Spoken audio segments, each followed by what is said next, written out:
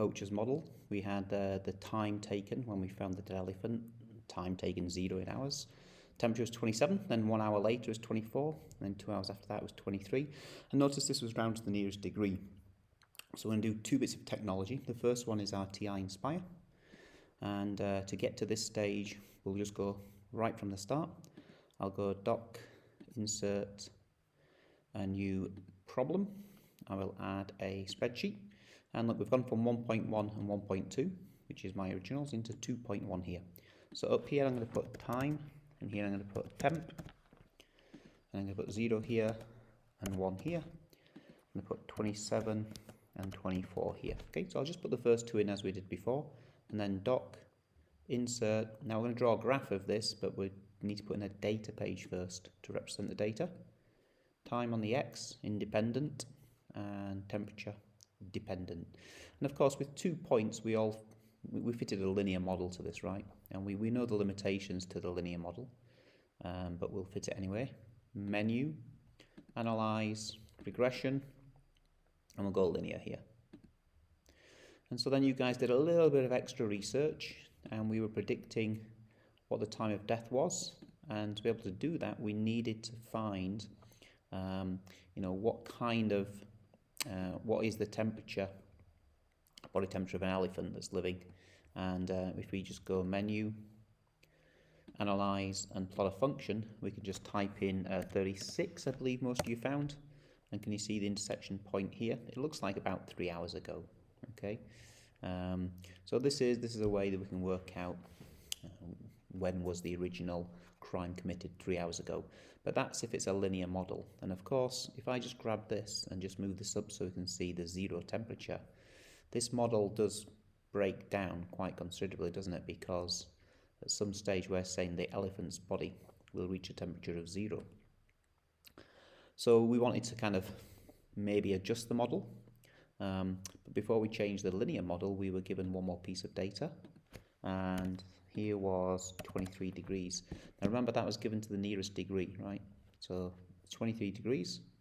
And when we go back to here, now the linear function has changed. So we've got slightly different graph here. And if I just go along here, you can see now that the linear line of best fit actually has now a different time of death, projecting back, because the gradient here, the slope, is the rate of change of temperature per every hour.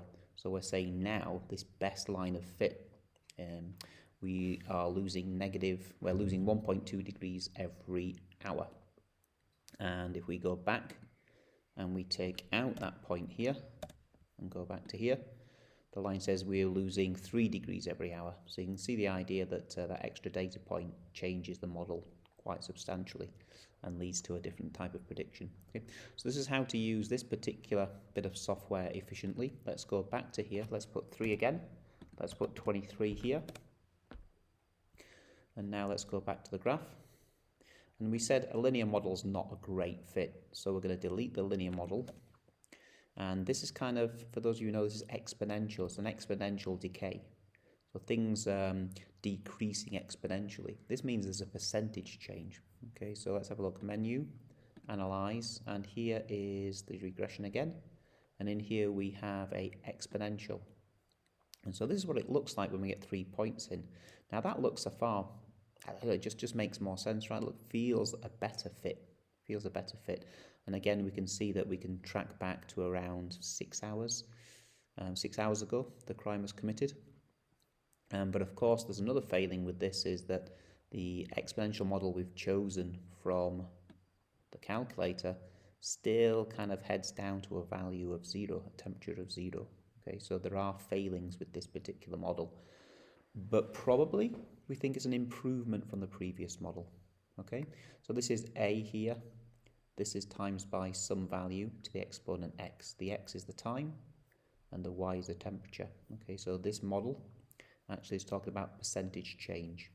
In fact, the 0.95 means that each hour we're reducing by 95% of the previous temperature. That's a rough interpretation of it.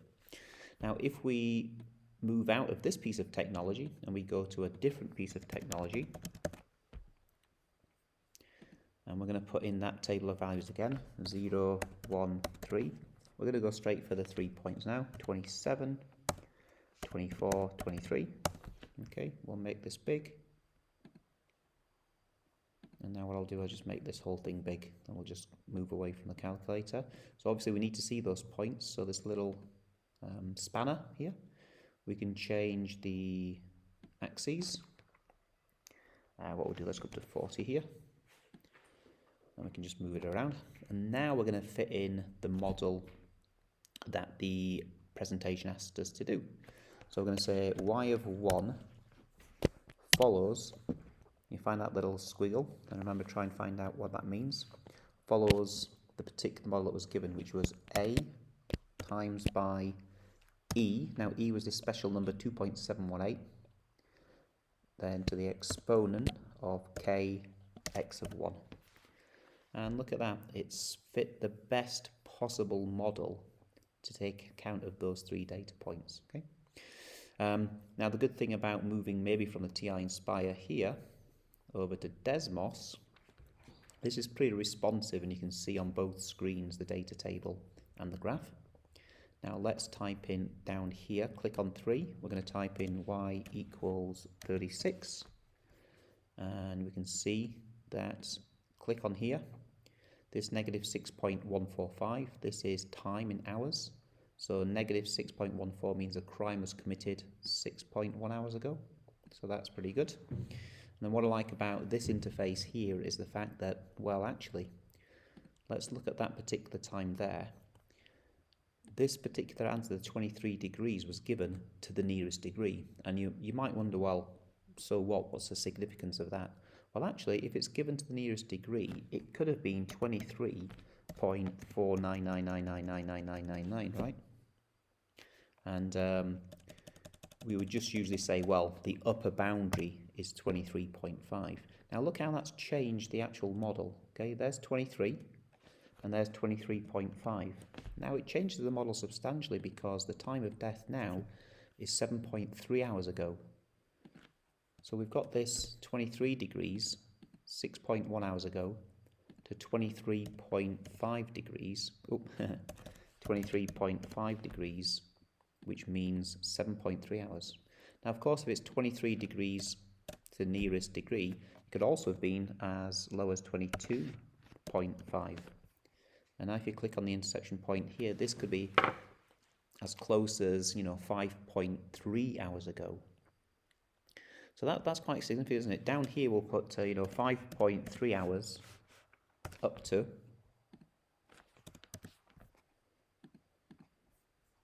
7.3 hours. So that gives us a window, basically, between 5.3 and 7.3 hours ago the crime was committed, which would be the starting temperature, the alive body temperature of an elephant. And so you can see that just small changes in measurements can lead to quite big changes in predictions. So that's why I've got to be very careful with my modelling. So there's the model on here. Now, of course, the same limitations exist for this model. Look, the temperature of the elephant is decreasing all the way down. It's heading towards a temperature of 0, right?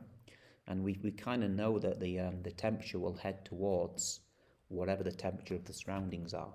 And this ties in with a bit of physics and something called the law of cooling, where a hot object left on its own will cool down to the surrounding temperature. Alright, so our next steps are maybe to adjust the model again and try and take account of the fact that this cooling will head towards a particular value, and that particular value will be the outside air temperature.